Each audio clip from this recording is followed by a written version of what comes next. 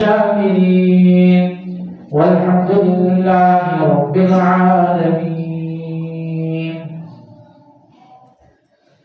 تمام تعریفیں رب کائنات کے لیے جس نے اس کا خالق عالم کو وجود بخشا. درود و سلام جناب نبی کریم صلی اللہ علیہ وسلم پر جنہوں نے اس دنیا میں آ کر حق کا بول بالا کیا. سامعین محترم، زکوٰۃ کے حوالے سے گفتگو چل رہی تھی کہ شعبان کے مہینے کو عموماً زکوٰۃ کا مہینہ بھی کہا جاتا ہے. اسی حوالے سے کچھ گفتگو آج بھی ہوگی انشاءاللہ. اب بات یہ ہے کہ کون آدمی ہوگا جو زکوٰۃ ادا کرے گا. شریعت کی اصطلاح میں اسے صاحب نصاب کہا جاتا ہے. جو آدمی زکوٰۃ ادا کرنے والا ہے کہ فلاں شخص اہل ہو گیا ہے کہ اب وہ زکوٰۃ ادا کرے گا، اسے صاحب نصاب کہا جاتا ہے. اور صاحب نصاب کیا ہے؟ ہر وہ شخص صاحب نصاب ہے جس کے پاس ضروریات سے زائد 52.5 تولہ چاندی یا اس کی مالیت اس کے پاس موجود ہو، وہ صاحب نصاب ہوگا. اب عموماً نصاب کے اندر 52.5 تولہ چاندی بھی ہے اور 7.5 تولہ سونا بھی کہا جاتا ہے کہ اس اتنا ہو وہ ہو یا اس کی مالیت کی کوئی چیز ہو. بات یہ ہے کہ اگر ہم یہ کہیں کہ 7.5 تولہ سونا ہو تو بہت لمبی چوڑی رقم بن جاتی ہے. اگر ہم اسی کو نصاب بنا لیتے ہیں، معیار مقرر کر لیتے ہیں کہ 7.5 تولہ سونا ہو، یہ تو کافی لمبی چوڑی رقم ہے، تو اچھا خاصا آدمی بھی زکوٰۃ نہیں دے گا. دوسری طرف اگر ہم یہ دیکھتے ہیں کہ 52.5 تولہ چاندی ہو، اب وہ کوئی بہت بڑی رقم نہیں بنے گی، سونے کے مقابلے کی بات کر رہا ہوں، تو وہ پھر اتنی بڑی رقم نہیں بنتی. تو عموماً لوگوں کے ذہنوں میں یہ ہوتا ہے کہ نصاب جو ہے وہ 7.5 تولہ سونا ہی ہے. حالانکہ دونوں ہیں، معیار دونوں ہی ہیں، یہ نہیں کہ کوئی ایک معیار ہے، معیار دونوں ہی ہیں. لیکن شاید اس وقت ان کے قیمتوں میں اتنا بڑا تفاوت نہیں ہوتا ہوگا جتنا اب پیدا ہو چکا ہے. تو اب کیا کریں گے؟ تو یہ بات یاد رکھیے کہ ہم یہ بات دیکھتے ہیں کہ عوام کو فائدہ کس صورت میں ہو رہا ہے. تو عوام کا فائدہ اس صورت میں ہے کہ 52.5 تولہ چاندی کو کر دیا جائے. اب جب ہم 52.5 تولہ چاندی کو معیار مقرر کرتے ہیں تو بہت سارے لوگوں کا فائدہ ہو جاتا ہے اس اعتبار سے کہ جو ضرورت مند ہیں ان کی ضرورت پوری ہو جائے گی. ایک تو بات ہے نا کہ اللہ کی راہ میں خرچ کرنا اس کا اپنا ایک ثواب ہے، اس کی اپنی ایک فضیلت ہے. جیسے علماء فرماتے ہیں کہ سخی آدمی کو اللہ پسند کرتا ہے اور سخی آدمی اللہ کا دوست ہوتا ہے. اور یہ جو کنجوس قسم کا آدمی ہوتا ہے، خرچ کرنے کے اعتبار سے بہت زیادہ بخل کا مظاہرہ کرتا ہے، اللہ اسے دوست نہیں بناتا. تو اب یہ موقع مل جاتا ہے ایک کہ ہم اللہ کا دوست بن جائیں، اللہ کے دوست بن جائیں ہم، تو خرچ کرنے کا ایک موقع ہوتا ہے. یہ اس میں بھی فائدہ ہے، جو خرچ کرنے والا ہے اس کا بھی فائدہ ہے، اور جس کے اوپر خرچ کیا جائے اس کا بھی فائدہ ہے کہ اس کی اپنی معاشی حالت اور جو اس کی ضروریات زندگی ہیں وہ کسی درجے میں بہتر ہو جائیں گی. تو دونوں طرف فائدہ اسی کے اندر ہی ہے کہ ہم بجائے اس کے 7.5 تولہ سونے کو معیار مقرر کر لیں اور اسی حساب پہ ہی رہیں، بلکہ ہمیں نیچے آ کے 52.5 تولہ چاندی کے اوپر اتفاق کر لینا چاہیے کہ ہاں یہ بات ہے. تو یہ وجہ ہے کہ جمہور علماء اس وقت بھی یہ بات کہتے ہیں کہ 52.5 تولہ چاندی کو ہی معیار مقرر کر لیا جائے. تو 52.5 تولہ جو چاندی ہے وہ جس کے پاس ہو یا اس سے زائد ضروریات کا مال کسی کے پاس ہو تو وہ صاحب نصاب ہوگا، اسے زکوٰۃ ادا کرنی ہے. ایک بات تو یہ ہے. دوسری بات یہ ہے کہ اس کے اوپر سال بھی گزر جائے، اس مال کے اوپر سال گزر جائے. اب یہ تھوڑا سا مسئلہ سمجھنے کا ہوتا ہے کہ صاحب نصاب بندہ ہوا کب ہے، صاحب نصاب بندہ ہوا کب ہے. اب فرض کریں 1 مارچ کو ایک بندہ صاحب نصاب، بلکہ اس مارچ کو چھوڑ دیں، آپ دوسری طرف آ جائیں. آپ 1 شعبان کو ایک بندہ صاحب نصاب ہو گیا. کیونکہ اگر ہم یہ شمسی سال کا اعتبار کرتے ہیں تو شمسی سال اور قمری سال کے اندر تقریباً 10 دن کا فرق ہے. جب اب ہم شمسی سال کے اعتبار سے اگر زکوٰۃ دیتے ہیں تو ایک سال میں 10 دن کا فرق آ گیا، 10 دن ہم نے ریٹ زکوٰۃ دی. پھر اگلے سال پھر 10 دن کا فرق آ گیا، اگلے سال پھر 10 دن کا فرق آ گیا، پورا مہینہ بن گیا. 3 سالوں میں 1 مہینہ تو ہمارا آگے ہو گیا کہ ہم ریٹ زکوٰۃ ادا کرتے ہیں. وہ کرتے کرتے سالوں میں بات چلی جاتی ہے. تو اس لیے یہ شمسی سال میں زکوٰۃ نہیں ادا کرنی بلکہ قمری سالوں کے اعتبار سے زکوٰۃ ادا کرنی ہے.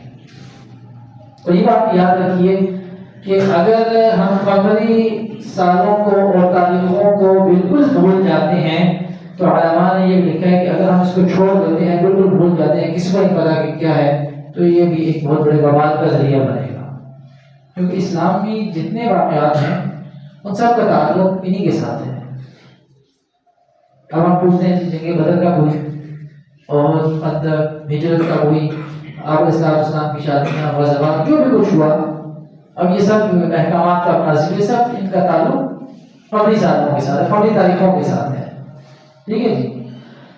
تو زکوٰۃ کی جو ادائیگی ہے وہ بھی قمری سال کے اعتبار سے ہی ہوگی. اگر ہم اس کو بالکل بھول جاتے ہیں قمری تاریخوں کو تو یہ بات یاد رکھیے کہ پھر دین کا بہت سارا جو ذخیرہ ہے وہ ادھر ادھر ہو جائے گا، وہ پھر محفوظ نہیں رہے گا. تو یہ وبال کا باعث بنے گی یہ بات. اس لیے کسی نہ کسی درجے میں اس کے ساتھ تعلق بہت ضروری ہے.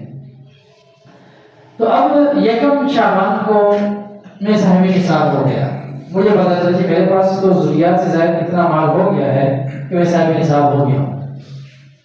اب اپنے پاس میں اس تاریخ کو نوٹ کر لوں. اب اگلا سال آ گیا اور اگلے سال کو میں نے دیکھا کہ 1 شعبان آ گئی، اب بھی میں صاحب نصاب ہوں تو مجھے زکوٰۃ ادا کرنی ہے. سمجھ گئے؟ یہ 1 سال ہو گیا. اس 1 شعبان کو میں صاحب نصاب اور اگلی جو 1 شعبان تھی اس کو بھی صاحب نصاب ہو تو مجھے زکوٰۃ ادا کرنی ہے. اب ایک بات اور، اس 1 شعبان کو میرے پاس فرض کریں 10 لاکھ روپیہ تھا، میں صاحب نصاب ہوں. اگلی 1 شعبان جب آئی تو میرے پاس 12 لاکھ روپیہ ہے. تو اب میں 10 لاکھ کے اوپر زکوٰۃ ادا نہیں کروں گا بلکہ 12 لاکھ روپے کے اوپر زکوٰۃ ادا کروں گا. ٹھیک ہے جی. اب یہ درمیان میں کسی وقت بھی آئے میرے پاس یہ جو 2 لاکھ کا اضافہ ہو گیا، یہ ساتھ میں کسی وقت بھی ہوا، اس کا اعتبار نہیں ہے. یہ رمضان میں ہو گیا، شوال میں ہو گیا، کسی مہینے میں بھی ہو گیا، رجب میں ہو جاتا ہے 1 مہینہ پہلے، تب بھی اس کا اعتبار نہیں ہے. میں نے 1 شعبان کو دیکھنا ہے اس وقت میرے پاس کتنی رقم موجود ہے، وہ 2 لاکھ اوپر ہوئی، 10 لاکھ اوپر ہوئی، 50 لاکھ اوپر ہوئی، جتنی بھی ہوئی مجھے زکوٰۃ اسی اعتبار سے ادا کرنی ہے. اب یہ دیکھا کہ میں جب صاحب نصاب 1 شعبان کو ہوا تھا اس وقت میرے پاس کتنی دولت تھی. اب یہ نہیں دیکھ رہی، اس وقت دیکھنا ہے. ایک بات تو یہ. اگلی بات، کیا پورا سال صاحب نصاب رہنا میرے لیے شرط ہے کہ میں پورا سال صاحب نصاب رہا ہوں؟ پورا سال صاحب نصاب رہنا شرط نہیں ہے. فرض کریں ذوالحجہ کے مہینے میں وہ پیسے میرے سے لگ گئے، ادھر ادھر ہو گئے، ضروریات میں لگے، بغیر ضروریات کے لگے، چوری ہوگی، جو کچھ بھی ہوا ان کا، تو میرے زیرو پہ آ گئے. اب دوبارہ سے پھر مجھے دیکھنا پڑے گا کہ اب پھر میں کب صاحب نصاب ہوتا ہوں، اور پھر وہ نئی تاریخ مقرر ہوگی کہ میں آپ صاحب نصاب ہوا ہوں. ایسا نہیں ہوگا، ایسا نہیں ہوگا. میں جب پہلے وہ صاحب نصاب ہوا، وہ میں صاحب نصاب ہو گیا. اب سال کے دوران کتنا آ رہا ہے کتنا جا رہا ہے اس سے کوئی مطلب نہیں ہے. فرض کریں سال کے درمیان میں جا کے میرے پاس 50 لاکھ آ جاتا ہے، اور پھر وہ جب جب شبان آتی ہے میں 20 لاکھ پہ آ گیا ہوں، تو مجھے اس 20 کی ادا کرنی ہے، کیونکہ اس تاریخ کو میرے پاس کتنا ہے. یہ فرض کریں درمیان میں تو میں زیرو پہ چلا گیا ہے، لیکن پھر جب تاریخ آتی ہے میں 15 لاکھ کا مالک ہو گیا. تو اب یہ کہوں گا کہ میں تو زیرو پہ چلا گیا تھا، اب تو تاریخ دوبارہ سے بنی، پھر میں صاحب نصاب ہوا نہیں. اب اس جگہ کو اگر میں 15 لاکھ کا مالک ہوں تو مجھے زکات ادا کرنی ہے. سمجھے کہ نہیں سمجھے؟ تو یہ زکات مجھے ادا کرنی ہے. اب سال کے درمیان میں کیا ہوا کیا نہیں ہوا کوئی مطلب نہیں ہے اس کا، جو کچھ بھی ہو رہا ہے مجھے اس سے غلط نہیں ہونی چاہیے. میں نے وہ تاریخ دیکھنی ہے جس تاریخ کو میں صاحب نصاب ہوا تھا. اب اگلے سال وہی تاریخ آ گئی، اب میں کتنی اس کا مالک بن گیا ہوں، جو دولت ہے کتنی کا، اس حساب سے مجھے زکات ادا کرنی ہے. اب وہ دولت ایک دن پہلے کیوں نہیں آ گئی؟ ایک دن پہلے مجھے کسی بندے نے آ کے 10 لاکھ دیے کہ بھائی 10 لاکھ آپ کے ہو گئے. اب وہ 10 لاکھ بھی اس میں شامل ہو گئے کیونکہ اس جگہ کو میں اس 10 لاکھ کا مالک ہوں، لہذا مجھے زکات ادا کرنی ہے. ٹھیک ہے جی. اور اگر ایک دن پہلے ہی کیوں نہ ہو، ایک دن پہلے کوئی ایسا وبا آ جاتا ہے، کوئی پریشانی آ جاتی ہے، وہ پیسے ضائع ہو جاتی ہے، چوری ہو جاتی ہے، کوئی اور مسئلہ بن جاتا ہے، ایک دن پہلے ہو گیا، اب اس دن میں دیکھا تو میں زیرو پہ ہوں، لہٰذا مجھے زکات ادا نہیں کرنی، کیونکہ اس دن میں صاحب نصاب تھا. آج وہی تاریخ آ گئی، اب میں صاحب نصاب نہیں ہوں، مجھے زکات ادا نہیں کرنی. سمجھے کہ نہیں؟ تو اس طریقے سے حساب دیکھا جائے گا. ایک تو یہ ہوگا کہ شمسی سال نہیں دیکھنے، تاریخوں کا جو حساب ہے وہ قمری کے حساب رکھنا ہے. دوسرا یہ ہوگا کہ سال پورا دیکھنا ہے کہ ہمارے پاس اس تاریخ کو تاریخ نوٹ کرنی ہے کہ اس کو ہمارے پاس یہ رقم تھی، اب اس کو آگے ہمارے پاس یہ رقم ہوگی، اب ہم نے اس پہ جتنی بھی ہوگی اس پہ ہم نے زکات ادا کر دی ہے. ایک اور چیز، زکات کی ادائیگی کے وقت بعض حضرات کے ذہن میں یہ ہوتا ہے کہ ہمیں یہ بتانا ضروری ہے کہ ہم یہ زکات ادا کر رہے ہیں. تو یہ بتانا کوئی ضروری نہیں ہے. میں کسی کو زکات دے رہا ہوں، میں اسے یہ کہوں کہ میں آپ کو زکات دے رہا ہوں، آپ اندازہ لگائیں کہ اس وقت اس کی عزت نفس کا کیا حال ہوگا. اس سیلف رسپیکٹ تو اس کی کہیں ختم ہوگی، بیچارے کی کیا رہے گی. جب زکات کی آپ ادائیگی کر رہے ہیں تو زکات کی ادائیگی کا آپ کی نیت کا ہونا ضروری ہے، اس نیت کا اظہار کرنا ضروری ہے، بلکہ علماء نے زمانہ فرمایا ہے کہ آپ یہ بتائیں کہ کسی کو زکات دیں کہ میں آپ کو زکات ادا کر دے رہا ہوں، بہت غلط بات ہے. آپ اسے دے دیں، بلکہ آپ اپنی ضروریات کے رکھ لیں، یہ آپ اپنے بچوں کے لیے رکھ لیں. یہ چلو خوشی کا موقع ہے، عید ہے، تو میں چاہ رہا ہوں کہ میرے بھانجے بھتیجے ہیں، میری طرف سے کچھ خرید لیں گے. کچھ اس طرح کے الفاظ ہیں کہ کوئی اچھے طریقے کے ساتھ پیار محبت سے آپ اس کے حوالے کر دیں. کیونکہ جب ہم بتاتے ہیں کہ یہ زکات کے پیسے ہیں تو اگلے بندے کے عزت نفس مجروح ہوتا ہے، اور عزت نفس کا شریعت نے بہت زیادہ خیال رکھا ہے. اور اعلان کرنا بھی کوئی ضروری نہیں ہے کہ میں زکات ادا کر چکا ہوں یا میں صاحب نصاب میں زکات ادا کرتا ہوں. اور یہ بات انتہائی غلط ہوتی ہے کہ گھروں کے باہر لوگوں کی لائن لگی ہوتی ہیں. ایک تو یہ سب سے غلط طریقہ ہے کہ لوگ خود آ جاتے ہیں، ان کو خود اپنی عزت نفس کا خیال نہیں ہوتا بیچاروں کو، اور وہ گھروں کے باہر لائن لگی ہوئی ہے، تماشا لگا ہوا ہے، اور جو صاحب دینے والے ہیں ان کا کوئی نظام الاوقات کوئی نہیں ہے، آج ہے کل نہیں ہے. ایک وقت مقرر کرتے ہیں، اگر اس طریقے سے بہت زیادہ کسی کو آپ نے دینے بھی ہیں، لینے والوں کو بھی بتا دیں کہ آپ کا یہ وقت ہے، اتنے وقت سے اتنے وقت تک آپ آگے اپنے پیسے بھیجیں، اور پھر اسی وقت کے دوران ہی دیں، اس کے بعد بالکل نہ دیں، اس سے پہلے بھی نہ دیں، اور خود اس وقت کے دوران آپ کا موجود ہونا بھی ضروری ہے۔ پھر لوگوں کو ٹائم دے دیا، خود نکل گئے۔ یہ جو آپ نے اللہ نے آپ کو نعمت دی ہے، اس نعمت کی نہ قدری ہے۔ آج مجھے بتائیں جو لوگ زکات دینے والے ہیں، زکات دینے والا کوئی نہ ہو، کیا کریں گے؟ کیسے حق ادا ہوگا؟ اگر زکات دینے والا کوئی نہ رہے تو جو صاحب نصاب ہیں، جو زکات دینے والے، وہ کیا کریں گے؟ کس کو دیں گے؟ جا کے کیا کریں گے اس کا؟ تو یہ اللہ کی نعمت کی نعمت ہے کہ اللہ نے ایک ذریعہ بنایا ہے مال کی صفائی کا، مال کی پاکیزگی کا، اور ہم اس ذریعے کی ناقدری کر رہے ہیں۔ تو یہ بڑی خرابی کی بات ہے، اللہ کی طرف سے پکڑ کا اندیشہ ہوگا۔ تو اس لیے جو لینے والے ہیں وہ بھی تھوڑے سے اپنی عزت نفس کا خیال رکھیں، اور جو دینے والے ہیں اس سے زیادہ خیال رکھیں، کیونکہ اتنا وقت آپ اس وقت میں وہ وہاں پہ رہیں اور مکمل انتظام کر کے رکھیں تاکہ کوئی آنے والا خالی ہاتھ واپس نہ جائے، اس کو ایک امید ہوتی ہے آنے والے کو، کیونکہ ہو سکتا ہے مجھے یہاں سے کچھ مل جائے۔ اور دوسری بات یہ ہوتی ہے، بعض لوگ کہتے ہیں جی پورا سال بھی تو یہ گزارا کر لیتے ہیں، تو پورا سال کے اندر انہیں امید نہیں ہوتی۔ اس موقع پہ ایک امید ہوتی ہے، یہ امید پاکستان کی بات نہیں کر رہا، وہ تو ہو گیا نا کام، جو امید پاکستان کا اس کا کام ہو گیا، میں اور امید کی بات کر رہا ہوں کہ لوگوں کو ایک امید ہوتی ہے کہ ہمیں کچھ نہ کچھ مل جائے گا، اور پھر اس مہینے میں کچھ اخراجات اضافی بھی ہو جاتے ہیں۔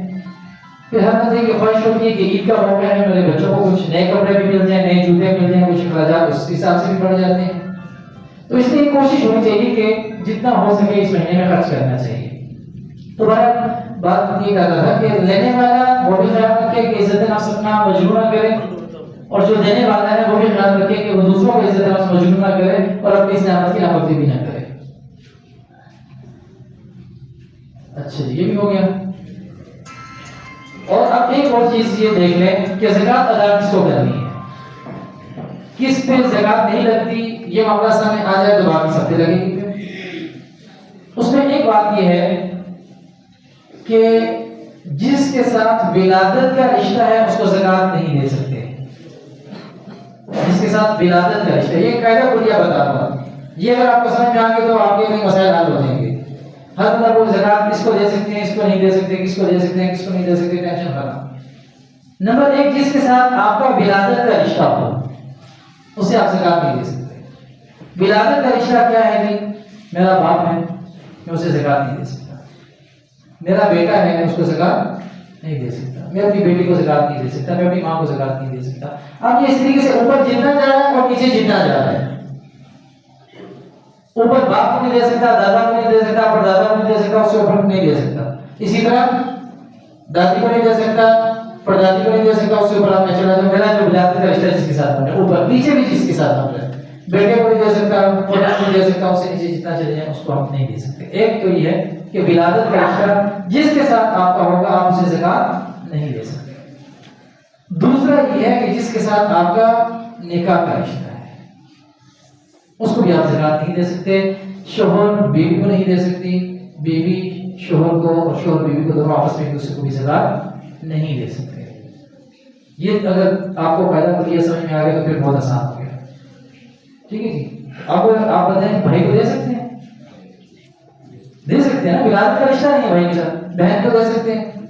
بالکل دے سکتے ہیں، ولادت کا رشتہ نہیں ہے اس کے ساتھ۔ بہنوں کو دے سکتے ہیں؟ بہنوں کو دے سکتے ہیں، ولادت کا رشتہ نہیں ہے اس کے ساتھ، ٹھیک ہے۔ آپ بیوی کو دے سکتے ہیں؟ نہیں دے سکتے کیونکہ اس کے ساتھ نکاح ہے۔ بس یہ ایک قاعدہ کو یاد رکھیں۔ اب آپ کو پریشانی کوئی نہیں ہے کہ کس کو دے سکتے ہیں اور کس کو نہیں دے سکتے۔ اچھا جی، یہ بھی ہو گیا۔ اور اب یہ ہے کہ فرض کر ادھار لیا ہوا ہے، ادھار کا معاملہ بہت زیادہ لوگ پوچھتے ہیں کہ میں نے کس کو ادھار دیا، 10 لاکھ روپے ادھار دے دیا، اب زکات ادا کرنی ہے۔ اب کیا ان 10 لاکھ کو میں اس میں شامل کروں گا یا نہیں کروں گا؟ تو اس میں صورت یہ ہے کہ اس وقت جو میں زکات ادا کر رہا ہوں اس میں ان 10 لاکھ کو شامل نہیں کروں گا۔ یہ کوئی بات سمجھ نہیں، اس وقت میں شامل نہیں کر رہا زکات ادا کرتے ہوئے۔ اب مجھے وہ 1 سال بعد وہ پیسے واپس ملے، ٹھیک ہے، اب 1 سال وہ گزر گیا جس میں میرے پاس تھے نہیں، اس میں میں نے زکات ادا نہیں کی۔ اب اگلے سال مجھے پیسے واپس مل گئے، وہ 10 لاکھ روپے میرے پاس ہیں۔ اب وہ 10 لاکھ کی زکات میں اس وقت در حقیقت دینی تھی، لیکن وہ میرے پاس تھے نہیں۔ اب وہ میرے پاس آ گئے اگلے سال، اب ان کی بھی زکات اس وقت کی مجھے ادا کرنی پڑے گی، ٹھیک ہے، وہ پینڈنگ میں پڑے ہوئے ہیں، وہ مجھے دینی ہے، لیکن اس وقت کیونکہ میرے پاس نہیں ہے تو میں نہ دوں، گنجائش ہے اس بات کی۔ لیکن اگر ہم ساتھ ساتھ دے دیں تو بڑی مناسب بات رہے گی کہ کسی نے میرے 10 لاکھ روپے دینے ہیں، میں اس کو اپنی اصل رقم کے ساتھ شامل کر دوں، ٹھیک ہے، 2 بندوں نے دینے ہیں، 10 لاکھ ایک نے دینے ہیں، 5 ایک نے دینے ہیں، تو میں ان 15 لاکھ کو بھی اس کے ساتھ شامل کر دوں جو اس وقت میں زکات ادا کر رہا ہوں۔ اب جب وہ مجھے واپس ملیں گے تو اس کے اوپر میری زکات باقی رہے گی کیونکہ میں نے ادا کی پہلے سے، ٹھیک ہو گیا۔ تو اگر کسی کو ادھار دیا ہوا ہے تو اپنی اصل رقم کے اندر اس رقم کو آپ شامل کریں کہ میں نے اس کی بھی زکات ادا کرنی ہے، تو تب آپ کی زکات انشاءاللہ ادا ہو جائے گی، پریشانی کی کوئی بات نہیں ہے۔ اور اسی طریقے سے اگر عارضی طور پہ آپ نے ادھار لیا ہوا ہے، ایک تو ہوتا ہے جو بہت بڑے بڑے بزنس مین ادھار لیتے ہیں، بڑی بڑی رقمیں ہوتی ہیں، اگر اس حساب سے ہم ادھر ادھر کر دیں تو پھر تو بیچارے وہ اس حالت کو آ جائیں گے بڑے بڑے بزنس مین کہ ہم انہیں زکات ادا کریں۔ تو یہ میں عمومی زکات ادھار کی بات کر رہا ہوں۔ اب میں نے کسی کو ادھار لیا ہوا ہے اور مجھے وہ واپس کرنا ہے اور میں صاحب حساب کی مجھے ایک بات ضرورت پڑ جاتی ہے انسان کو، اب اس رقم کو میں اپنی رقم کے ساتھ شامل نہیں کروں گا کیونکہ وہ مجھے ادھار لیا ہے، وہ میری رقم نہیں ہے۔ اب میں اپنے اس رقم کو جو ادھار دی ہے اس کو میں یہاں کر دوں گا اور باقی رقم دیکھوں گا کہ میرے پاس کتنی ہے، اس کے اوپر مجھے زکات ادا کرنی پڑے گی۔ تو ادھار کا معاملہ یہ ہے، کیونکہ ادھار اگر لیا ہوا ہے تو اس کو یہاں کر دیں گے، دیا ہوا ہے تو اس کو شامل کر دیں گے۔ اچھا ایک اور مسئلہ اور بھی سمجھتے ہیں، ایڈوانس میں زکات ادا ہوتی ہے کہ نہیں ہوتی؟ تو ایڈوانس میں زکات ادا ہو جاتی ہے، لیکن آپ یہ دیکھ لیں کہ مجھے زکات ادا کرنی ہے رمضان میں رجب میں زکات ادا کر دیتا ہوں، میں کہتا ہوں چلو یار میرے پاس پیسے ہیں تو میں زکات ادا کر دیتا ہوں، یہ زکات میری ہو جائے گی، لیکن وہ جتنی میں نے دی ہے اس کو مجھے نوٹ کرنا ہوگا۔ میرے پاس زکات بنتی تھی کہ 50,000 روپے میں نے زکات ادا کرنی ہے، ٹھیک ہے، میں نے اس وقت 40 نکال دیے، 40,000 دے دیے، میری زکات میری نکل گئی، لیکن اسے نوٹ کروں کہ میرے پاس 40,000 میں نے زکات کی بدلے دیے ہوئے ہیں۔ اب سال پورا ہونے لگا رمضان میں، اب میں رمضان میں دیکھوں گا کہ اب وہ کتنا اوپر نیچے ہے حساب کتاب، اگر تو کم ہے تو مجھے 10,000 50 میں 10 مجھے دینے ہیں، 10 کی ادائیگی میں کر دوں تو میری پوری زکات ادا ہو گئی ہے۔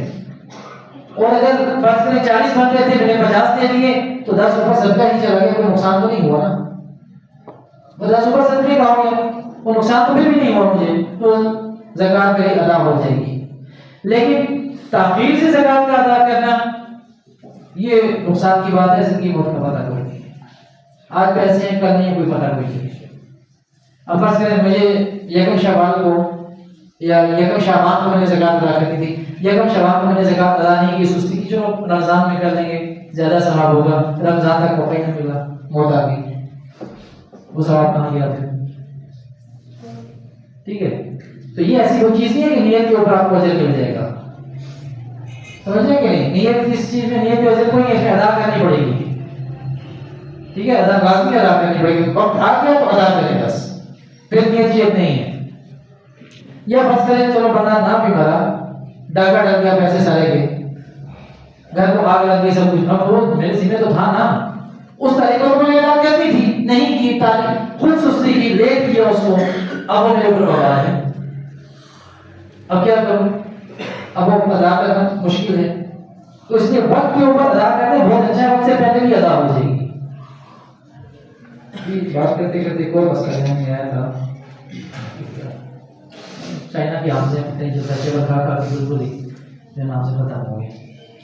اچھا وہ اب ایک اور چلے اس کی جگہ پہ ایک اور سمجھتے ہیں، ایک صاحب ہے ان کا ایک گھر ہے، پلاٹ میں پہلے سمجھ لیں ایک صاحب نے پلاٹ لے لیا، اب اس کے اوپر زکات ہے کہ نہیں؟ تو یہ جو پلاٹ لیا ہے صاحب نے، ان کی نیت کیا تھی لیتے ہوئے؟ کس نیت سے لیا؟ اگر کوئی نے اس نیت سے لیا کہ اس کو بیچ دیں گے، انویسٹمنٹ کی ہے اور اس کے بعد سوچا کہ پروفٹ آئے گا، یہ ہوگا وہ ہوگا، انویسٹمنٹ وہ کر کے نا اس نیت سے لے لیا پلاٹ.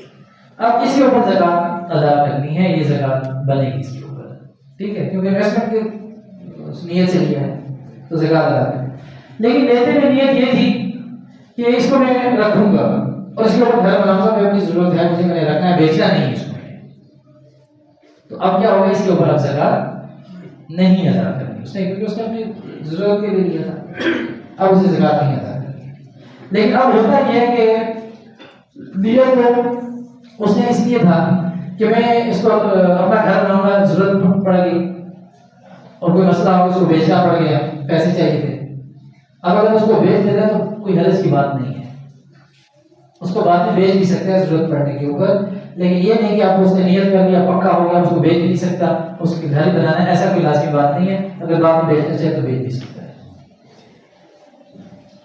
ایک آدمی ہے, اس کے دو گھر ہیں, ایک گھر میں خود ہے, دوسرا گھر جو ہے وہ بھی اس کے پاس ہے, لیکن دونوں کو خود استعمال کر رہا ہے. تو یہ بات یاد رکھیں کہ ان دونوں گھروں کے اوپر زکات نہیں ہے, دونوں اس کے اپنے استعمال میں ہے. تین ہے, تینوں اپنے استعمال میں, تب بھی زکات اس کے اوپر نہیں بنے. لیکن ہم اسے کرائے کے اوپر لگا دیے, ایک کا وہ بھی کرائے پہ لگا دیے, دوسرا وہ بھی کرائے پہ لگا دیے. تو اب یہ ہے کہ اب ظاہر بات ہے اس کے اوپر تو زکات, پورے مکان کی زکات تو نہیں نکالے گا. اب اس سے جو انکم اس کو آ رہی ہے اس حساب سے وہ دیکھ لے گا. اب یہ سارے پیسوں کے اندر چلا جائے گا, ٹھیک ہے, یہ کیونکہ پیسے ہیں, کرایہ آ رہا ہے, وہ کرایہ پیسے میں تبدیل ہو کے آ رہا ہے, پیسے استعمال ہو رہے ہیں. اب اس کے پاس اگر اتنے پیسے بن جاتے ہیں کہ وہ صاحب نصاب ہے, جتنا بھی ہے اس حساب سے وہ زکات ادا کرے گا. یہ نہیں کرے گا کہ اس مہینے میں اتنے آئے, اگلے مہینے میں اتنے, اب سال میں اتنے بن گیا, اپنے صاحب نصاب ہو گیا, اب اس میں کرایہ کا حساب اس طریقے سے نہیں رکھے گا, ٹھیک ہے. اب اس کے پاس جو آ رہے ہیں وہ جمع کر رہا ہے, وہ رکھ رہا ہے, اس کے بعد اس میں ساتھ بات جو ہے وہ دیکھ رہے ہیں کتنے میرے پاس کل آمدن میری کتنی ہے, یا کل جو ہے میرے پاس سیونگ کتنی ہے, اس حساب سے زکات ادا کر لے گا. مکان کے اوپر ایسے زکات نہیں ہوتی کہ مکان کی مالیت اس وقت 1 کروڑ روپے ہے, اس کے اوپر میں 2 لاکھ روپے زکات ادا کروں, ایسا مکان کے اوپر زکات نہیں ہوتی. زکات ہوتی کس کس چیز پہ ہے, یہ بھی بہت ساری بات ہے. پھر ایک اور چیز ہے کہ اس پہ پھر کس کس چیز پہ 3 اس کے معیار ہوتے ہیں. ایک ہے سونا ہے, چاندی ہے اور سامان تجارت ہے. 3 چیزوں کے اوپر ہے, سونا ہے, چاندی ہے اور سامان تجارت ہے. اب آپ نے سامان تجارت کے اندر ایک دکان ہے, دکان میں تو بہت ساری چیزیں پڑی ہوتی ہیں سامان تجارت ہے. اب وہ ایک ایک چیز کا حساب لگائے بڑا مشکل ہو جاتا ہے. اس کے 2 طریقے ہیں. ایک طریقہ یہ ہے کہ وہ حساب لگائے ہر چیز کا کہ بھئی کتنے کیا کیا چیز پڑی ہوئی ہے. کرانے کی ہے تو چاولوں کا الگ حساب لگا رہا ہے, ٹھیک ہے, وہ پھر گھی کا الگ حساب لگا رہا ہے, تیل کا الگ حساب لگا رہا ہے, دالوں کا الگ حساب لگا رہا ہے. یہ تو بہت مشکل کام ہو جائے گا.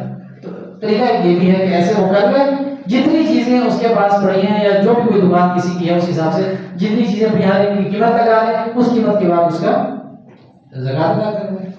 لیکن ابھی تھوڑا سا مشکل ہو جائے تو پورا لم سم ریٹ لگا دیں کہ اس وقت میری دکان کی مارکیٹ ریٹ کیا ہوگی, اگر میں اس کو بیچنا چاہتا ہوں, سامان کو سارے سامان کو اکٹھا بیچوں گا تو کتنے کا بکے گا, تو جتنے کا بکے گا اس حساب سے, کیونکہ اب ظاہر بات ہے جب بیچنا ہوگا نا انسان تو اس کی خواہش ہوگی کہ زیادہ سے زیادہ ریٹ لگے اس کا. اب میں اگر میری دکان میں 15 لاکھ کا سامان پڑا ہے تو میری یہ خواہش ہوگی کہ 16 میں بک جائے, ٹھیک ہے. میں تو یہ ڈیمانڈ کروں گا نا کہ سامان اگر 15 کا کہوں گا 16 کا بک جائے. ایسے تو کبھی نہیں ہوگا کہ میں کہوں گا کہ 14 کا بک جائے, چلو 13 کا بک جائے, ایسا تو نہیں ہوگا. میں اپنے 2-2.5 لاکھ کا نقصان نہیں کروں گا, خواہش یہ ہوگی کہ زیادہ ہوگا, مجھے زیادہ ملے. تو جتنی اس کی خواہش ہے وہ سمجھتا ہے کہ اتنے کا ہے اور اتنے کا میں نکال سکتا ہوں, اتنی سامان پڑا ہے, اس حساب سے وہ زکات ادا کر دے. لیکن اس میں بھی زیادہ کا ہی اعتبار کرے, کم کرنا کرے, کیونکہ ہم نے پہلے بھی بات کی تھی کہ اگر 1 روپیہ بھی اصل مال کے ساتھ شامل ہو جاتا ہے تو سارے کا سارا مال برباد ہو جاتا ہے, تباہ ہو جاتا ہے. اور یہ قرآن کی جو آیات ہیں الذین یکنزون الذهب والفضة ولا ينفقونها في سبيل الله فبشرهم بعذاب أليم. اللہ رب العزت فرماتے ہیں کہ جو اللہ کی راہ میں خرچ نہیں کرتے ہیں نا, فبشرهم بعذاب أليم, ان کو دردناک عذاب کی خوشخبری سنا دیں. یہ سونا چاندی مال جمع کر کر رکھ رہے ہیں, اللہ کی راہ میں نہیں دے رہے, ولا ينفقونها في سبيل الله, اللہ کی راہ میں نہیں دیتے, تو پھر ان کو خوشخبری سنا دو دردناک قسم کے عذاب کی. اور پھر یوم یحمى علیہا فی نار جہنم فتکوی بها جباہهم وجنوبهم وظہورهم ھذا ما کنزتم لانفسکم فذوقوا ما کنتم تکنزون. اور پھر یہ قیامت کا دن یہ سونا, یہ چاندی, یہ دولت سب کو دہکایا جائے گا آگ کے اندر, اور اس سے پھر انسان کو داغا جائے گا اور کہا جائے گا ہاں ما کنزتم بانفسکم، یہ وہ دولت ہے جس کو تم دنیا میں جمع کر کے رکھ رہے تھے، فذوقوا ما کنتم تکنزون، یہ جو تم دنیا میں جمع کرتے رہے، تم لوگوں نے خرچ نہیں کیا اللہ کی راہ میں اور پھر گنتی کرتے رہے کہ اب اتنا ہو گیا اب اتنا ہو گیا، یہ اس کا عذاب ہے، اب یہ جو یہ بہت سخت قسم کی وعید ہے۔